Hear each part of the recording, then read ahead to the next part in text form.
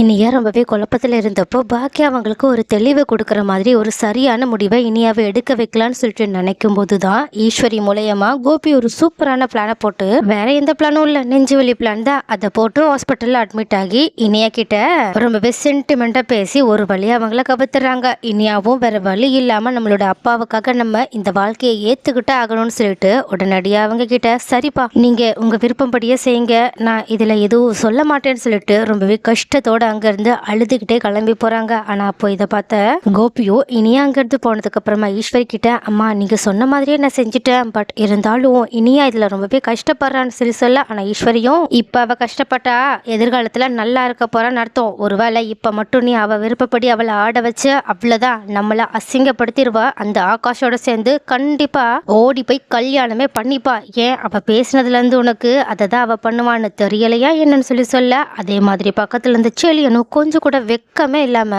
ஆமாப்பா இனியா பேசுறத வச்சு பார்த்தா இந்த கல்யாணம் மட்டும் நடக்கல, கண்டிப்பா அவ அந்த பையனோட அந்த கேவலமான அந்த ஆகாஷோட ஓடி போய் கல்யாணம் பண்ணிடுவா, அதுக்கப்புறமா உங்களால மட்டும் இல்ல என்னால கூட என்னோட மாமனார் வீட்டுல தலை காட்ட முடியாது, ஏன் அந்த தெருவே நம்மள அசிங்கமா பார்க்கும், அவனோட அப்பா அன்னைக்கு வந்து எப்படி பிரச்சனை பண்ணிட்டு எவ்வளவு அசிங்கமா பேசிட்டு போனாங்கன்னு பாட்டி என்கிட்ட சொல்லிட்டாங்க, அதனால இதுக்கப்புறமாவும் நம்ம இதெல்லாம் நடக்க கூடாதுன்னா இத பண்ணிதான் ஆகணும், இனியாவுக்கு இந்த கல்யாணம் பிடிக்கலனாலும் நான் எப்படியாவது அவளை இந்த கல்யாணத்துக்கு சம்மதிக்க வைக்க ஏதாவது பண்ணலாம் தான் நினைச்சேன், நல்ல வேலை பாட்டியா சேர்ந்து உங்களுக்கு ஒரு நல்ல ஐடியாவை கொடுத்துருக்காங்க, ஆனா நான் கூட நம்பிட்டு தெரியுமா உங்களுக்கு நிஜமாவே உடம்பு சரியில்லைன்னு சொல்ல. ஆனா கோபியும் இல்லடா இல்ல எனக்கு நிஜமாவே உடம்பு சரியில்லை தான், பட் இந்த நேரத்துல இனியா கிட்ட இதை பத்தி இப்படி பேசினா கண்டிப்பா இனியாவோட மனசு மாறும்னு அம்மா தான் ஐடியா கொடுத்தாங்க, சோ அதை பத்தி தான் நான் பேசிட்டு இருந்தேன்னு சொல்ல. உடனே செலியன் எப்பவும் போலயே கொஞ்சம் கூட மனசாட்சியே இல்லாம ஈஸ்வரி கிட்ட ரொம்பவே தேங்க்ஸ் பாட்டி, நல்ல வேலை இனியாவை சம்மதிக்க வைக்க உங்களுக்கு ஒரு ஐடியா தோணுச்சுன்னு சொல்லிட்டு அவங்கள பாராட்டிக்கிட்டு கூட்டு கலவாணித்தனமா நிறைய விஷயங்களை பேசிட்டு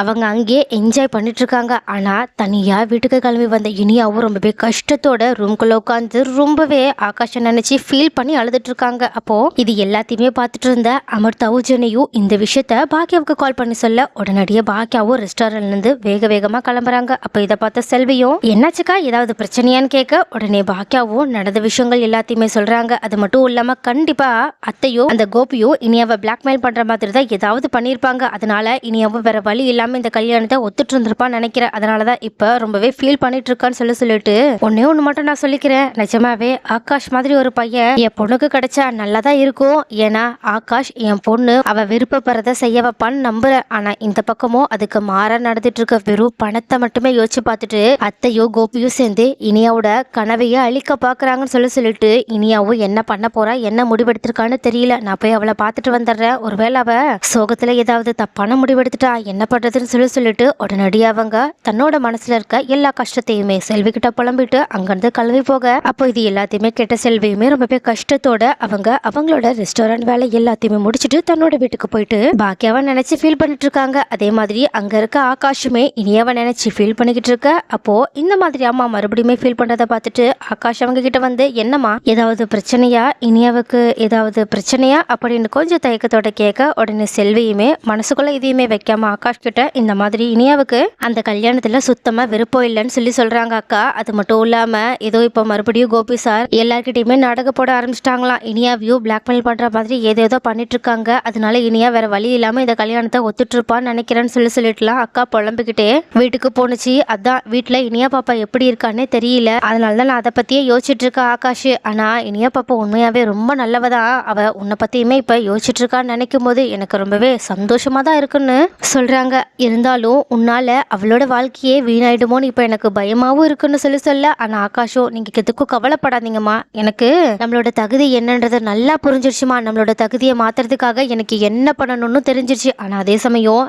என்ன கொஞ்சம் கூட கீழ்த்தனமா பார்க்காம என் கூட பழகின இனியாவும் நல்லா இருக்கணும்னு நான் நினைக்கிறேன், அதனால நான் ஒரு தடவை மட்டும் இனியா கிட்ட பேசிக்கவா உங்களோட பெர்மிஷனோட உங்க கூடயே இருந்து நான் பேசிக்கிறேமா, உங்களுக்கு ஒருவேளை அது பிடிக்கலனா பாக்கி ஆன்டி கிட்ட கூட நான் இதை பத்தி பேசுறேமா, ஏன்னா இனியா ஒரு குற்ற உணர்ச்சியில தான்மா இந்த கல்யாணம் வேண்டான்னு சொல்லிட்டு இருக்கா, நான் அவகிட்ட பேசினா கண்டிப்பா அவன் மனசார இந்த கல்யாணத்துக்கு ஒத்துப்பாமா ப்ளீஸ், எனக்காக ஒரே ஒரு தடவை இந்த விஷயத்த மட்டும் பண்ணுங்கம்மா. நான் அதுக்கப்புறமா எந்த குற்ற உணர்ச்சி இல்லாமல் நானும் கொஞ்சம் ஃப்ரீயாக என்னோட எக்ஸாமுக்கு படிப்பேம்மா. ஏன்னா என்னால் தான் என்னையோட வாழ்க்கை வீணாயிடுச்சுன்ற குற்ற உணர்ச்சியே என்னால் முழுசாக என்னோட படிப்பில் ஃபோக்கஸ் பண்ண முடியாத அளவுக்கு இருக்குமா அப்படின்னு சொல்ல உடனே செல்வியும் ஆகாஷ் அவனுக்காக இல்லை இனியாவுக்காக தான் இந்த விஷயத்த கேட்குறாங்கன்னு சொல்லிட்டு நல்லா புரிஞ்சுக்கிட்டதுனால சரி ஒரு நிமிஷம் இருன்னு சொல்லிட்டு உடனடியாக பாக்கியாவுக்கு கால் பண்ண. ஆனால் அங்கே வீட்டில் இருக்க பாக்கியாவும் ஜெனி மூலியமாவும் அமர்த்தா மூலியமாவும் காலையிலேருந்து இனியா வேலைக்கு கூட போகாமல் தன்னோட ரூம்ல தனியா உட்காந்து ஏன் சாப்பிடாம கூட அழுதுகிட்டே இருக்காங்கன்ற விஷயத்த தெரிஞ்சுக்கிட்டு இனியா கிட்ட பேசுறதுக்காக உள்ள போய் அவங்க கிட்ட என்னாச்சு இனியா என்னாச்சு, நான் தான் சொன்னல கோபியை பார்க்க போக வேண்டாம்னு சொல்லி சொன்னல, கண்டிப்பா அவங்க உன்னை பிரெயின் வாஷ் பண்ற மாதிரி ஏதாவது பேசியிருப்பாங்க, அதனால நீயும் வேற வழி இல்லாம இந்த கல்யாணத்துக்கு சம்மதம் தெரிவிச்சிட்ட, அதை தானே சொல்ல வரேன்னு சொல்ல உடனே இனியாவும் ஆமாமா அதான் நடந்துச்சு, நான் அப்பா கிட்டயும் பாட்டி கிட்டயும் எவ்வளவோ சொல்லிட்டேன் எனக்கு இந்த கல்யாணம் வேண்டாம், நான் என்னோட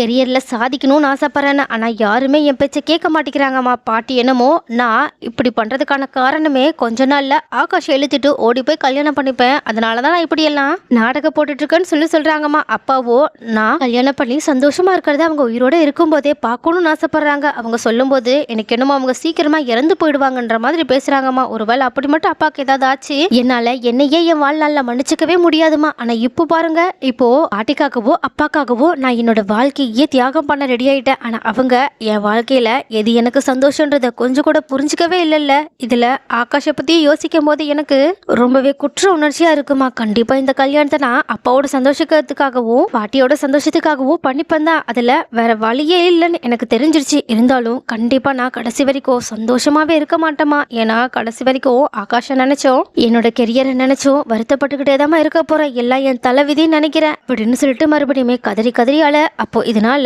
பாக்கியாவும் ரொம்பவே வருத்தத்தோட இனியாவுக்கு சமாதானப்படுத்திட்டு இருக்காங்க. ஆனா கரெக்டா அப்ப பார்த்து செல்வி அவங்களுக்கு கால் பண்றாங்க. ஆனா ஃபர்ஸ்ட் என்னதான் செல்வியோட காலை 2 தடவை கட் பண்ணி விட்டாலும் சரி ஏதாவது முக்கியமான விஷயமா இருக்க போதுன்னு சொல்லிட்டு உடனடியாக கால் அட்டன் பண்ண. அப்ப கரெக்டா செல்வியுமே ஸ்பீக்கர்ல போனை போட்டுட்டு இருந்தனால பக்கத்துல இனியா அழுகிற எல்லா சத்தமுமே பக்கத்துல உட்காந்துருக்க, அதாவது செல்வியோட பக்கத்துல உட்காந்துருக்க ஆகாஷுமே கேக்குது, அதனால அவங்களுமே இனியா மேல இருக்க காதலால கண்ணீர் விட்டுக்கிட்டு இருக்காங்க. இதை செல்வியுமே நல்லா புரிஞ்சுக்கிறாங்க. பட் இருந்தாலும் நம்மளோட பையனுக்கோ இனியாக்கோ எது நல்லதுன்றத நாம தான் தெளிவா முடிவெடுக்கணும்னு பாக்கி கிட்ட அக்கா பாப்பா அழுகுதுன்னு எனக்கு நல்லாவே புரியுதுக்கா, ஆகாஷ் ஏதோ பாப்பா கிட்ட பேசணும்னு சொல்றான்னு சொல்லிட்டு ஒரு தடவை மட்டும் பாப்பா கிட்ட ஆகாஷ் பேசிக்கிட்டுமாக்கா, எல்லாமே பாப்பாவோட நல்லதுக்காக தான்க்கா, கண்டிப்பா என் பையன் எது பண்ணாலும் நம்மள மீறி பண்ண மாட்டாங்க்கா, என் மேல நம்பிக்கை இருந்தா மட்டும் நீ இனியா பாப்பா கிட்ட இந்த போனை ஸ்பீக்கர்ல கூட போட்டு கொடுக்க அப்படின்னு சொல்றாங்க. உடனே பாக்கியமும் சரின்னு சொல்லிட்டு உடனடியா ஸ்பீக்கர்ல போனை போட்டு ஆகாஷ் உங்ககிட்ட பேசணுமான்னு சொல்லிட்டு இனியா கிட்ட சொல்ல இனியாவும் ரொம்பவே அதிர்ச்சியில ஷாக் ஆகி போய் ஆகாஷ்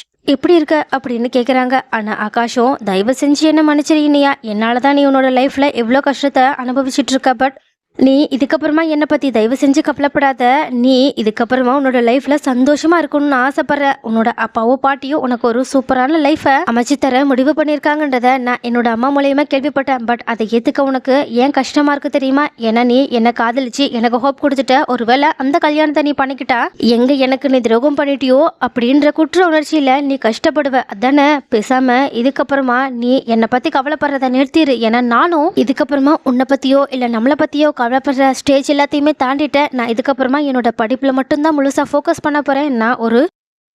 கலெக்டர் ஆகி நல்ல பொசிஷனுக்கு வர வரைக்கும் வேற எதை பற்றியும் ஏன் உன்னை பற்றி கூட யோசிக்க கூடாதுன்ற மைண்ட் செட்டுக்கு வந்துட்டு, அதனால நீயும் இதுக்கப்புறமா உன்னோட லைஃப்ல இருந்து என்ன மொத்தமாக மறந்துரு, இதுக்கப்புறமா நீ உன்னோட குடும்பத்தையும் உன்னையும் பற்றி மட்டும் யோசின்னு சொல்லிட்டு இருந்தாலும் ஒரு நன்றி மட்டும் சொல்லிக்கிறேன், ஏன்னா உன்னை மாதிரி ஒருத்திய நான் பார்த்ததே கிடையாது, ஏன்னா நீ தான் என்னோட தகுதி தராதரம் எல்லாமே தெரிஞ்சிருந்தும் என் கூட சகஜமாக பழகின, ஸோ அதுக்காக ரொம்பவே thanks and also good bye, இதுக்கப்புறமா நான் உன் கூட பேசக்கூட மாட்டேன்னு சொல்லிட்டு உடனடியாக போன கட் பண்றாங்க. அப்போ இந்த மாதிரி ஆகாஷ் கடைசி நிமிஷத்துல கூட தன்னை பத்தி யோசிச்சு பார்த்துட்டு தான் குற்ற உணர்ச்சியோட இருக்கக்கூடாதுன்றதுக்காக இப்படி எல்லாம் பேசுறத பார்த்துட்டு உடனடியா இனியா ரொம்பவே கஷ்டத்தோட கதறி அவங்களோட அம்மா கிட்ட அழுதுகிட்டே, அம்மா ஆகாஷ் பேசினதை பாத்தீங்கல்லம்மா, இதனாலதான் எனக்கு ஆகாஷ் ரொம்பவே பிடிக்குமா, என்னமோ ஆகாஷ் நான் அவனை விட்டு ஃபுல்லா மூவ் ஆயின் ஆகிடணுன்றதுக்காக தான் இப்படி எல்லாம் என்கிட்ட பேசினான், ஆனா இப்போ அவன் பேசினதுக்கு அப்புறமா தான் எங்க இந்த மாதிரி ஒருத்தனை என்னோட லைஃப்ல நான் மிஸ் பண்ணிடுவணும்னு எனக்கு ரொம்பவே பயமா இருக்குமா, இதுக்கப்புறமா என்னால கண்டிப்பா இந்த இந்த கல்யாணத்தை பண்ணிக்க முடியும்னு தோணலமா, ப்ளீஸ் தயவு செஞ்சு நீயாவது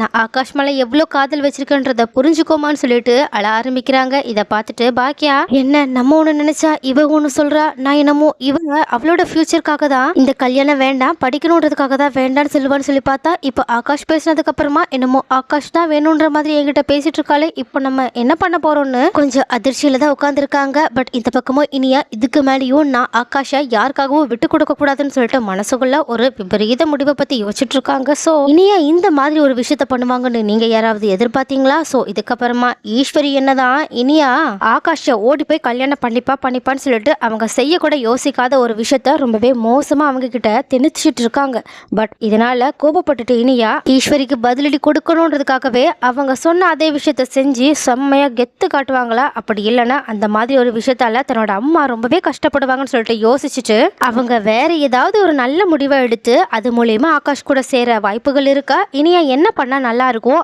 அவங்க எப்படி இப்படி மோசமாவோ கேவலமாவோ பிளான் போட்டுட்டு இருக்க கோபி ஈஸ்வரி முக்கியமா செலியன்னு சொல்லிட்டு எல்லாருக்குமே பதிலடி கொடுக்கணும்னு நீங்க ஆசைப்படுறீங்கன்ற எல்லா கருத்துக்களையுமே கமெண்ட்ல சொல்லுங்க.